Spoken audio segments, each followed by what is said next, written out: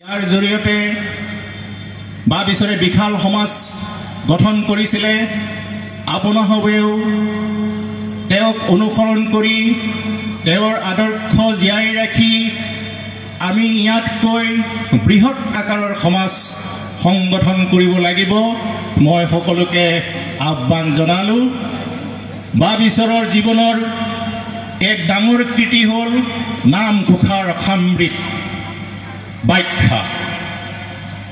মহাপুৰুষ মাধৱদেৱে ৰচনা কৰা নামঘোষাৰ কিছুমান বিৰূপ ব্যাখ্যাই বা বিচৰৰ মনত গভীৰভাৱে আঘাত কৰিছিলে আৰু সেই সমস্যাবিলাক দূৰ কৰিবৰ কাৰণেই বা বিচৰে নামঘোষাৰ ভাষ্যপুথি লিখিছিলে, যাক নাম দিয়া হৈছিলে নামঘোষাৰ সামৃত।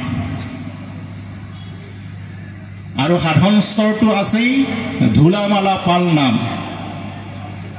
মহাপুৰুষ মাধৱদেৱে গুৰুভূতিমাত লিখিছে, কি কহব শংকৰদেৱৰ মহিমা, জানি জ্ঞানী অন্ত নাপায়, জাকিৰি চৰণক ঋণুহিৰে পৰখি মুকুতি সুখে সুখে পায়। যে গুৰুজনাৰ পদপংকজৰ ধূলি যদি আমি হীৰত ধাৰণ কৰিব পাৰোঁ, তেতিয়াহ'লে আমাৰ অনায়াসে মুকুতি হৈ যায়। সেই গুৰুজনাৰ পদধূলি, পদপংকজৰ ধূলি ভাগৱতী সমাজত সুৰক্ষিত হৈ আছে। সেয়াই হ'ল ধূলা।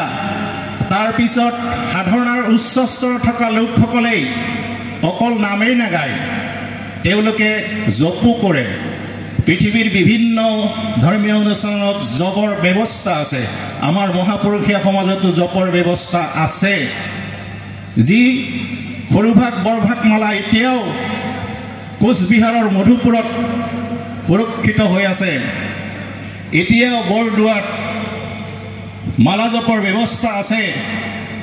গতিকে ভাগৱতী সমাজে এই মালা বহুল প্ৰচাৰ কৰিছে।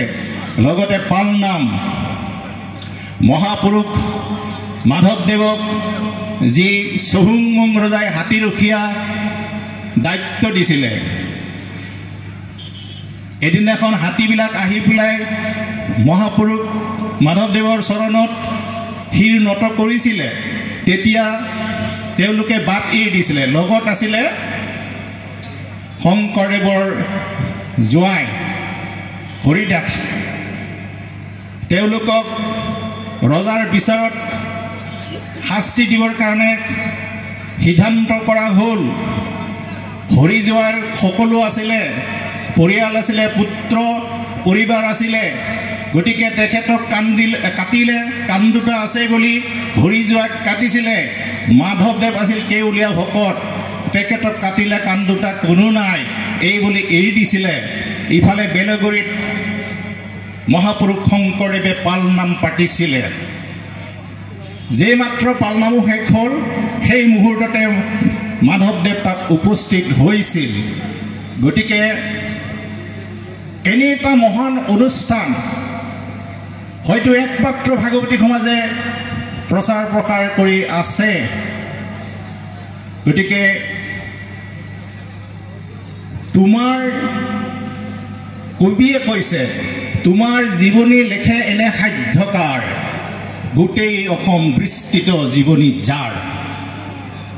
বা বিচৰে অসমৰ ইমূৰৰ পৰা সিমূৰলৈ ধৰ্ম প্ৰচাৰ কৰোঁতে বা ভক্তসকলক লগ পাইছিলে। সকলোৰে স্মৰণীয় কিছুমান স্মৃতি সকলোৰে আছে। আমাৰ এই ওদালগুৰিলৈ আহিছিলে 1980 চনতে। তেতিয়া মই অষ্টম শ্ৰেণীত পঢ়ি আহিছিলোঁ। সেই যে ওচৰতে বটাবাৰী নামঘৰটো আছে, বৃহৎ নামঘৰটোৰ কাষতে এটি ঘৰ আছে, সেইটোৱে আছিল বটাবাৰীৰ গাঁৱৰ নামঘৰ।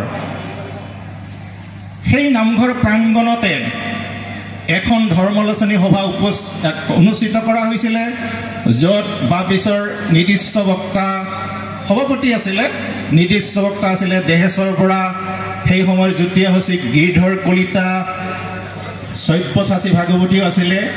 আমাৰতো শৰণাচাৰ্য গোপাল কৃষ্ণ ওজা এটা থাকেই। আৰু মই তেতিয়া শৰণটো লোৱাই নাই, অষ্টম শ্ৰেণীত পঢ়োঁ। মই ঘূৰিবলৈ আহিছিলোঁ।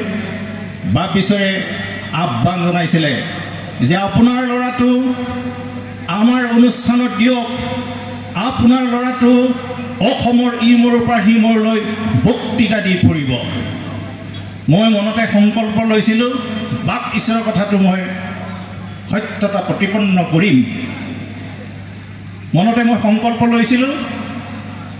1986 চনত জালুগুটিত সদৌ অসম ভিত্তিত ছেমিনাৰ অনুষ্ঠিত হৈছিলে তৰুণ বিদ্যাৰ্থী সমাজৰ। তালৈ মই গৈছিলোঁ। আমাৰ বৰ্তমান যি জিলা সম্পাদক সুৰেন্দ্ৰ ভা, তেখেতে আমাক সেই অনুষ্ঠানলৈ লৈ গৈছিল। মোৰ লগত গৈছিল অকণ ৰাভা আৰু প্ৰবীণ ৰাভা হাবিগড়। যিয়ে নহওক, ছেমিনাৰৰ পিছত সাধাৰণতে এখন শৰণ শিবিৰ অনুষ্ঠিত হয়, কিন্তু তেতিয়া সেই বছৰ কেইদিনমান পিছতহে শৰণ শিবিৰ অনুষ্ঠিত কৰা হৈছিলে বাবিশ্বৰৰ গৃহত। তেতিয়া বাবিশ্বৰৰ মণিকূটটো আছিলে খেৰৰ মণিকূটটো আছিলে। সেই মণিকূটতে মই 1986 চনত শৰণ গ্ৰহণ কৰিছিলোঁ।